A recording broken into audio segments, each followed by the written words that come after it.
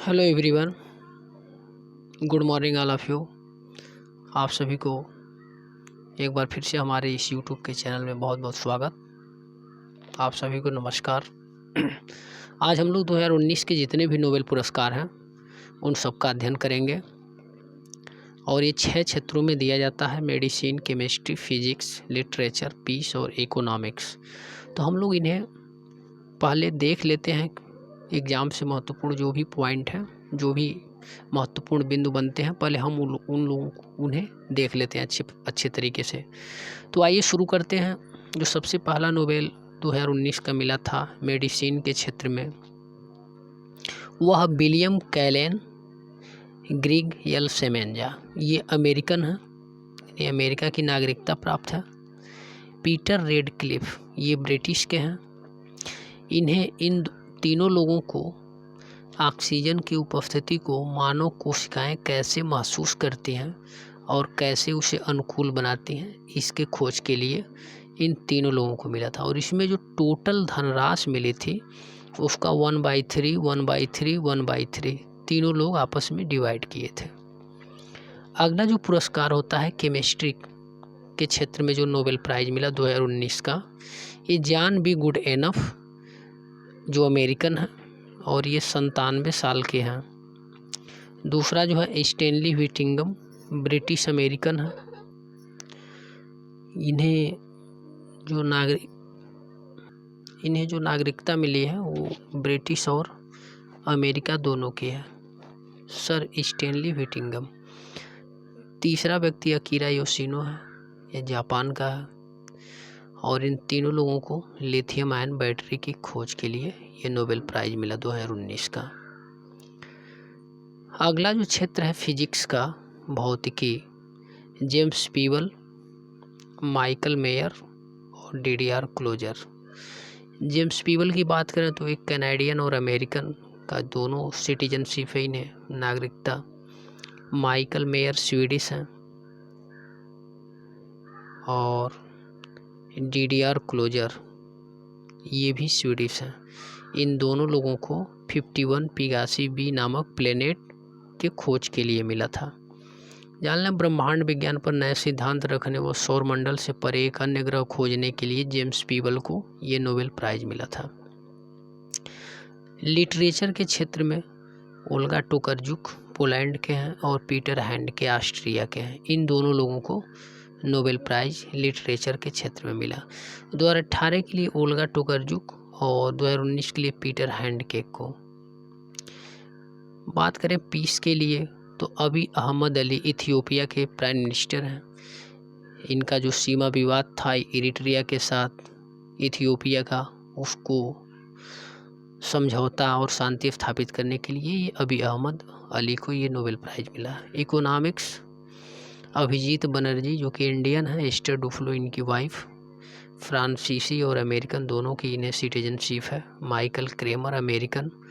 ये लोग वैश्विक ग्लोबल पॉवर्टी को कैसे दूर किया जाए, वैश्विक गरीबी को कैसे ख़त्म किया जाए, इसके लिए इन्हें नोबेल प्राइज़ मिला है।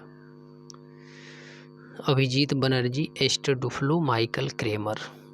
Michael Kremer American, Esther Duflo Abhijit Banerjee की वाइफ, फ्रांस अमेरिकन, दोनों का सिटीजनशिप है। अभिजीत बनर्जी बेसिकली इंडियन है और ये लोग वैश्विक पॉवर्टी को कैसे दूर किया जाए उसके लिए, मतलब ग्लोबल लेवल पे गरीबी को दूर करने के लिए नोबेल पुरस्कार मिला अर्थशास्त्र के क्षेत्र। कुछ महत्वपूर्ण क्वेश्चन देख लेते हैं हम लोग नोबेल प्राइज़ से संबंधित। ये नोबेल फाउंडेशन द्वारा अल्फ्रेड नोबेल की याद में 1901 से शुरू किया गया।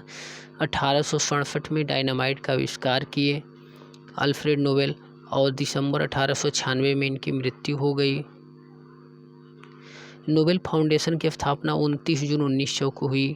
1901 से 5 क्षेत्रों में दिया जाता था। पहले ये क्षेत्र थे शांति, साहित्य, भौतिकी, रसायन और चिकित्सा। 1968 से अर्थशास्त्र के क्षेत्र में स्टेट बैंक के द्वारा दिया गया, लेकिन स्वीडिश स्टेट बैंक। लेकिन 1969 में पहली बार इकोनॉमिक्स के लिए दिया गया। ये जो 1968 है ये इकोनॉमिक्स साइंस के लिए पहली बार दिया गया, लेकिन 1969 में पहली बार इकोनॉमिक्स के लिए दिया गया। कुछ इंडियंस हैं जिन्हें नोबेल प्राइज मिला। रविंद्रनाथ टैगोर की बात करें 1913 में गीतांजलि के लिए। चंद्रशेखर वेंकट रमन 1930 में रमन प्रभाव के लिए। मदर टेरेसा जी को 1979 पीस के लिए। अमर्त्य सेन 1998 अर्थशास्त्र के लिए। कैलाश सत्यार्थी को भी 2014 में शांति के लिए। मलाला यूसुफजई के साथ मिला जो कि ये पाकिस्तान की है, और सबसे कम उम्र में मलाला यूसुफजई को शिक्षा के क्षेत्र में अथक प्रयास के लिए 17 साल की उम्र में इन्हें नोबेल प्राइज़ मिला था। अभिजीत बनर्जी को 2019 में अर्थशास्त्र के क्षेत्र में मिला है। भारतीय मूल के और कुछ अमेरिकन हैं जैसे हरगोविंद खुराना 1968 में मेडिसिन के क्षेत्र में इन्हें नोबेल प्राइज़ मिला। सुब्रमण्यम चंद्रशेखर 1983 एस्ट्रोफिजिक्स के लिए।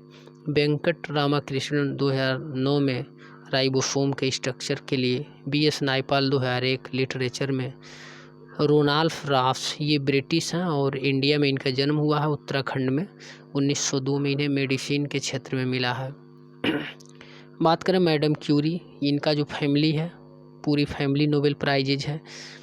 अधिकतम इस फैमिली से ही नोबेल प्राइज़ मिला है। मैडम क्यूरी को इनके हस्बैंड के साथ रेडियो एक्टिविटी के लिए फिजिक्स के क्षेत्र में 1903 में और रेडियम के लिए 1911 में केमिस्ट्री के लिए। ये पहली ऐसी महिला है जिन्हें 2 अलग अलग क्षेत्रों में मिला है।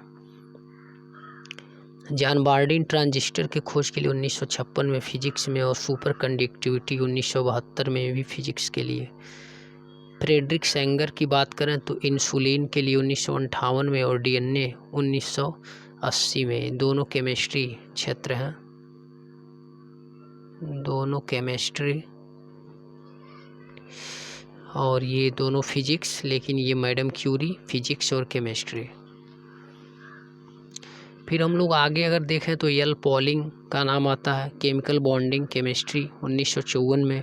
परमाणु हथियार पीस के क्षेत्र में 1962। इन्हें 2 बार पूरी धनराशि मिली है एल पॉलिंग को। बाकी मैक्सिमम 3 लोगों को इस क्षेत्र में दिया जाता है। धनराशि 1/3 डिवाइड करके दी जाती है, लेकिन एल पॉलिंग 2 बार पूरी धनराशि मिली है। रेड क्रॉस कमेटी 3 बार शांति का नोबेल पुरस्कार 1917, 1944, 1963। UNHCR United Nation higher commissioner refugee एक संस्था है। 1954 और 1981 में नोबेल प्राइज़ मिला है। IJ क्यूरी मैडम क्यूरी की बेटी और plus Frederic J Curie madam Curie के दामाद, इन्हें 1935 में केमिस्ट्री के क्षेत्र में नोबेल प्राइज़ मिला है। आर्टिफिशियल रेडियो एक्टिविटी के ऊपर इन दोनों ने मिलकर काम किया था। मलाला यूसुफजई को 17 साल की उम्र में 2014 में शांति के लिए नोबेल प्राइज़ है। सबसे अधिक बात करें तो USA 380 बार पा चुका है, UK 132 और स्वीडन 32 और इंडिया में अभी 9 लोग। नोबेल प्राइज़ के बैकग्राउंड के बारे में जान लेते हैं। अल्फ्रेड नोबेल जो कि इसके संस्थापक हैं। अल्फ्रेड नोबेल वह 21 अक्टूबर 1833 में जन्म हुआ था स्वीडन की राजधानी स्टॉकहोम में, और 1837 में इनके पिता स्वीडन से रसिया के लिए सेंट पीटर्सबर्ग चले गए और बाद में 1942 में इनके पिता पूरे परिवार को सेंट पीटर्सबर्ग बुला लिए और 1854 में शुरुआती दौर पर था और 1856 में धीरे धीरे समाप्त हो गया वहाँ पे क्रीमिया युद्ध। तो 1836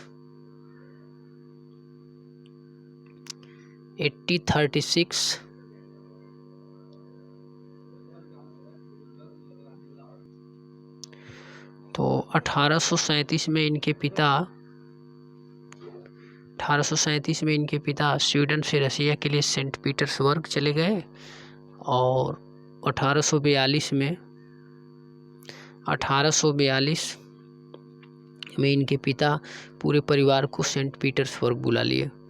1854 का वो शुरुआती दौर था, क्रीमिया युद्ध चल रहा था रसिया में और 1856 में धीरे धीरे वो समाप्त भी हो गया।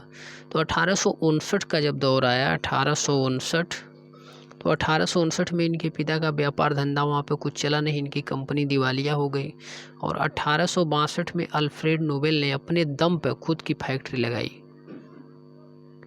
1862 में अल्फ्रेड नोबेल ने अपने दम पे खुद अपनी फैक्ट्री लगाई।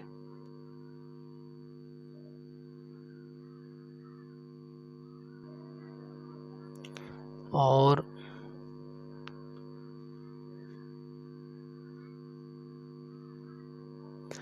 उस कंपनी में नाइट्रोग्लिसरीन से संबंधित काम करने लगे।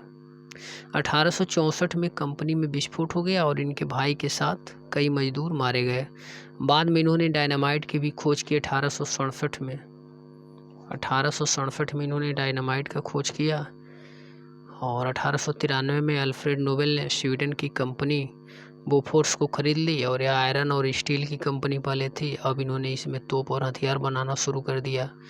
1894 में इन्होंने कंपनी में काम करना शुरू कर दिया अपने दम पे। 1895 में इन्होंने अपने एक बिल को बदल दिया और 1896 में इनकी मृत्यु हो गई। दिसंबर 1896 में 63 साल तक ये जीवित रहे। अपने बिल में इन्होंने बताया कि 94% मेरे संपत्ति का हिस्सा जो देश हित में काम करेगा उसे मिलना चाहिए। और पहले यह 5 क्षेत्रों में दिया जाता था: भौतिकी, रसायन, चिकित्सा, शांति और साहित्य। बाद में 1968 से इकोनॉमिक साइंस में भी दिए जाने लगा। और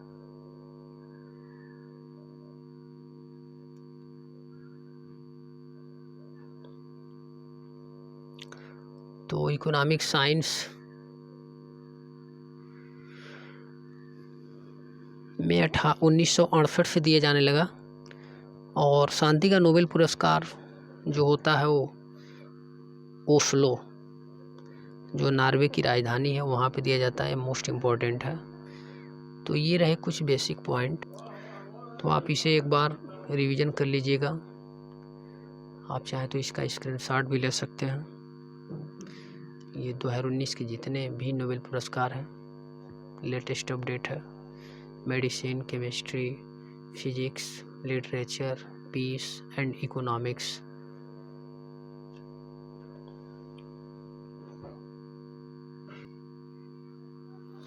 जितने भी इम्पोर्टेंट क्वेश्चन बनते थे मैंने एक वीडियो में कवर कर दिया है। इससे हट के कुछ भी नहीं पूछने वाला है। आप यहाँ देख सकते हैं।